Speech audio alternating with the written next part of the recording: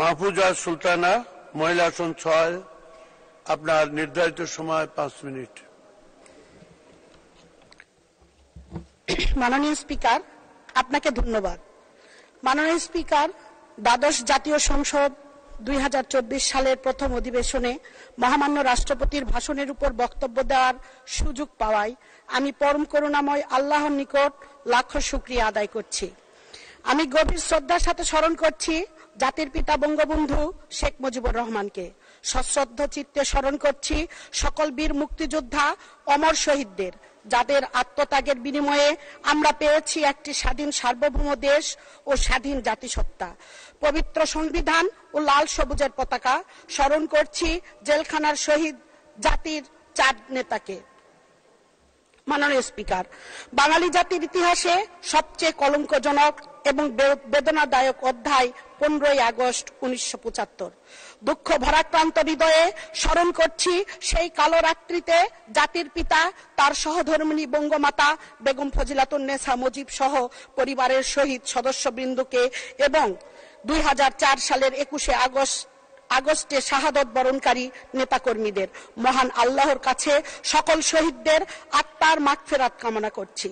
সেই সাথে কৃতজ্ঞতা প্রকাশ করছি আমার প্রাণপ্রিয় নেত্রী জননেত্রী শেখ হাসিনাকে, যার সাহসী নেতৃত্বে আমরা প্রেরণা পেয়েছি রাজনীতির মাঠে থেকে কাজ করার। তাহার মহানুভবতায় এই জাতীয় সংসদে কথা বলার সুযোগ পেয়েছি, তাই আমার নেত্রীকে আন্তরিক কৃতজ্ঞতা জানাচ্ছি।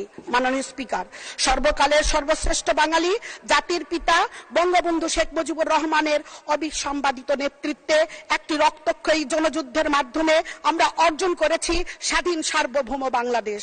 ক্ষুধা দারিদ্র মুক্ত আত্মমর্যাদাশীল বঙ্গবন্ধুর সোনার বাংলা গড়ার লক্ষ্যে মুক্তিযুদ্ধের চেতনা এবং জাতির পিতার আদর্শকে ধারণ করে নতুন প্রজন্মের জন্য একটি নিরাপদ, সুখী, সুন্দর ও উন্নত সমৃদ্ধ বাংলাদেশ উপহার দেওয়াই আমাদের কর্তব্য। এর লক্ষ্যেই 75 পরবর্তী সকল গ্লানি, কলঙ্ক, ব্যর্থতা পিছনে ফেলে সকল বিরোধী শক্তির নাশকতা, প্রতিকূলতা প্রতিহত করে শুরু হয় উন্নয়নের অভিযাত্রা। মহান আল্লাহর রহমতে আজকে বাংলাদেশ বিশ্বের উন্নয়নের রোল মডেল। মাননীয় স্পিকার, মহামান্য রাষ্ট্রপতি তার দীর্ঘ বক্তৃতায় দেশের অর্থনীতি, শিল্প, বাণিজ্য, কৃষি, ভূমি, খাদ্য, স্থানীয় সরকার, স্বাস্থ্য, শিক্ষা, তথ্য যোগাযোগ প্রযুক্তি, বিদ্যুৎ, রাষ্ট্রীয় নিরাপত্তা, পররাষ্ট্র ও মুক্তিযোদ্ধা সংক্রান্ত বিষয়ে সর্বস্তরের প্রতিটি মন্ত্রণালয় ভিত্তিক বক্তব্য প্রদান করেছেন। মহামান্য রাষ্ট্রপতি জনাব মোহাম্মদ শাহাবুদ্দিন তার দিক নির্দেশনামূলক যুগান্তকারী বক্তব্য প্রদানের জন্য আমি আন্তরিক ধন্যবাদ ও কৃতজ্ঞতা জানাচ্ছি। মাননীয় স্পিকার, বৈশ্বিক মহামারী করোনায় মানুষের জীবন জীবিকা হুমকির সম্মুখীন হওয়ায় জীবন রক্ষার পাশাপাশি অর্থসামাজিক পরিস্থিতি স্বাভাবিক রাখা ছিল সরকারের অন্যতম চ্যালেঞ্জ।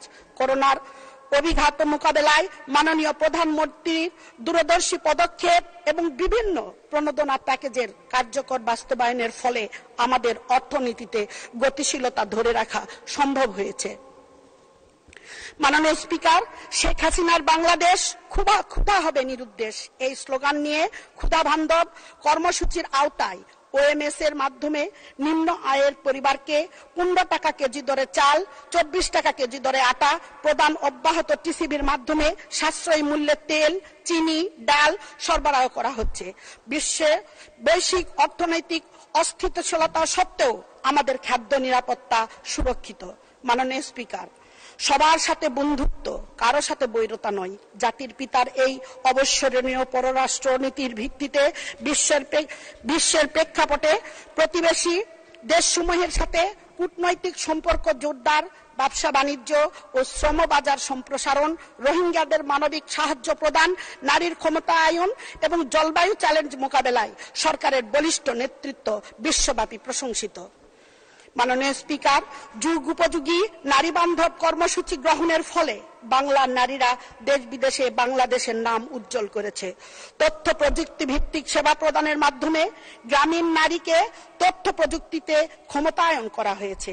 মাননীয় স্পিকার, মাননীয় প্রধানমন্ত্রীর প্রতিশ্রুতি বাংলাদেশের একজন মানুষও গৃহহীন থাকবে না বাস্তবায়নে আশ্রয়ণ প্রকল্প হাতে নিয়ে ৩৫ লক্ষ গৃহহীন মানুষকে পুনর্বাসন করা হয়েছে। জাতির সূর্য সন্তান অসচ্ছল বীর মুক্তিযোদ্ধা সদস্য 2 মিনিট। প্রয়াত মুক্তিযোদ্ধাদের স্ত্রী সন্তানদের মুজিব বর্ষ এবং স্বাধীনতার সুবর্ণ জয়ন্তীতে ৩০,০০০ বাসস্থান বীর নিবাস উপহার দেওয়া হয়েছে।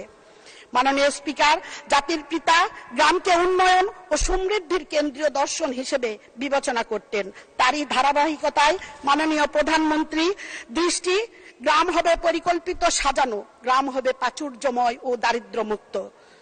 মাননীয় স্পিকার, এখানে একটি কথা বলতে চাই, আমার পিতা শহীদ মুজিবুর রহমান 1970 সালে উনি এমএনএ ছিলেন। আমার জাতির জনক বঙ্গবন্ধু ওনাকে আক্কেলপুরী নামে ভূষিত করেছেন। আমার মাতার নাম ফজিলাতুন্নেসা, আমি তাদের সন্তান। প্রিয় নেত্রী আমাকে দয়া করে মাঠ থেকে তুলে নিয়ে এসে আজকের এই জাতীয় সংসদে কথা বলার সুযোগ করে দিয়েছেন, এই জন্য আমি তার কাছে কৃতজ্ঞ জানাই। আমার এলাকাবাসীর পক্ষ থেকে তাকে কৃতজ্ঞতা জানাই। তাই মাননীয় স্পিকার বলতে চাই, পরিশেষে মহামান্য রাষ্ট্রপতি এবং মাননীয় প্রধানমন্ত্রী জননেত্রী শেখ হাসিনাকে ধন্যবাদ জ্ঞাপন করে মহান আল্লাহর কাছে আমাদের সকলের মঙ্গল কামনা করে আমার বক্তব্য শেষ করছি। ধন্যবাদ মাননীয় স্পিকার। জয় বাংলা, জয় বঙ্গবন্ধু, বাংলাদেশ চিরজীবী হোক। ধন্যবাদ।